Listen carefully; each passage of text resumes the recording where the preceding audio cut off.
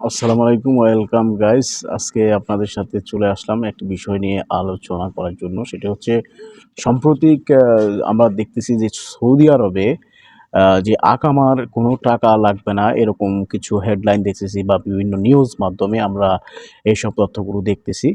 তো যেটা সত্যি কথা হচ্ছে কাদের আকামা করতে টাকা লাগবে না সেটাই আজকে আপনাদের সাথে আমি আলোচনা করব।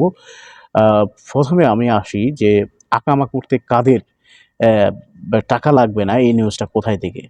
এখানে সৌদির যে মুক্তবাল আমেল সেখান থেকে ক্লিয়ার ভাবে জানিয়ে দিয়েছে যে এই দেশে যারা যেসব প্রতিষ্ঠান বাণিজ্য মন্ত্রণালয়ের অধীনে যেমন মানে এক কথা হচ্ছে উৎপাদনমূলক যেসব প্রতিষ্ঠানগুলো আছে ফ্যাক্টরি যেটা আ সেসব আমেলদের কখ অ আমেলদের আকামা করার জন্য কোনো টাকা লাগবে না। আর আমরা যারা আপনার তথাকথিত ফ্রি ভিসায় এসেছি ছোট মহাশাসায় বা বিভিন্ন জায়গায়, এছাড়া যেসব প্রতিষ্ঠানগুলো আছে যেখানে শ্রমিকরা আমেলরা কাজ করে সেখানে অবশ্যই আকামা করার জন্য টাকা মাস্ট বি আগের মতোই লাগবে। এই ছিল আজকের আ তথ্য।